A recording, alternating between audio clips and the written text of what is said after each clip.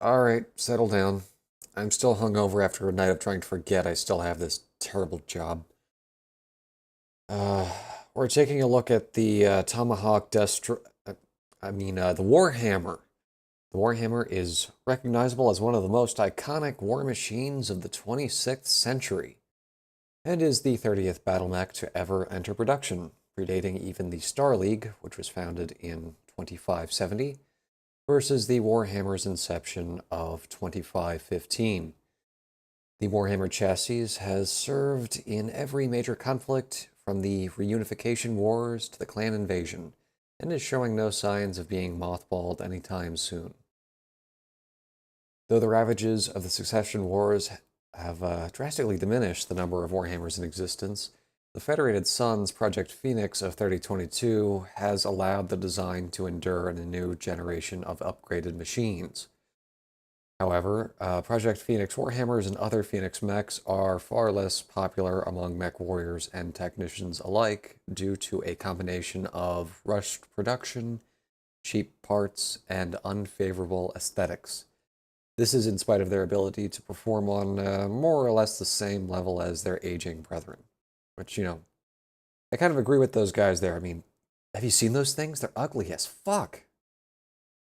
Anyways, perhaps the most notable pilot that has ever driven the Warhammer is Natasha Kerensky, a notorious mech warrior from the Wolf's Dragoons Mercenary Company. This was before her traitorous nature was discovered, and she was outed as some kind of spy for the Wolf Clan. I've heard rumors she's involved with the fighting over on Twycross, but so far no one has managed to bag her.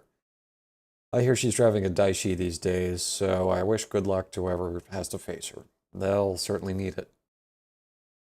Rumor has it that the clans field their own version of the Warhammer, though it is uncertain why it was not used on the front lines of the clan invasion. Maybe one day one of you will be the first to salvage one, or maybe just blast one to pieces. I don't really care. I don't know about you, but the only thing I know for certain is that clan crap ain't for me. Anyways, onto the stats and whatever. The Warhammer weighs 70 tons, standing at around 12 meters tall, 14 meters including the standard headlight and shoulder-mounted missile rack. It's powered by a complex network of 280 hamster wheels, allowing the mech to run at a top speed. Oh, like, damn it. Steve, have you been screwing with my notes again? As I was saying, the Warhammer's power plant is a standard 280 rated fusion engine, giving it a top speed of 64.8 kilometers per hour. That's oddly specific. 10 tons of armor keep the Warhammer moderately well protected, though its sizable silhouette and searchlight often means it takes more fire than similar mechs of its tonnage class. An impressive set of 18 heat sinks keep the mech quite cool in most circumstances. However, due to the Warhammer's typically energy-intense loadouts, it is still possible to overload this cooling system, and the mech will of course force a shutdown. You don't want that to happen. That's bad. That's mech piloting 101. Don't do that.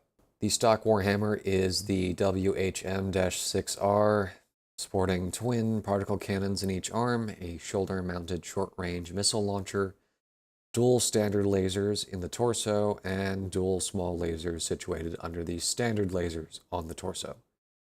A pair of machine guns keep infantry and other unarmored targets in check.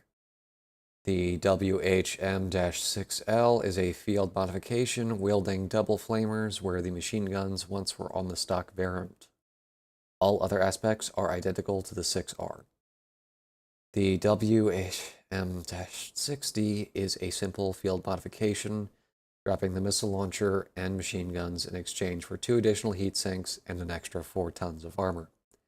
This variant is much better protected and is completely independent from resupply lines, making it an excellent guerrilla fighter. The WHM-6K is a similar modification to the 60, only this variant removes just the machine guns for the extra heat sinks. This makes the 6K... Why do all these tiny changes deserve their own variants? Just about every tech in the Inner Sphere changes their mechs more than this the moment they get their hands on them. The Screw it. I'm not testing you guys on these pointless variants. Wait, am I supposed to give tests? Whatever.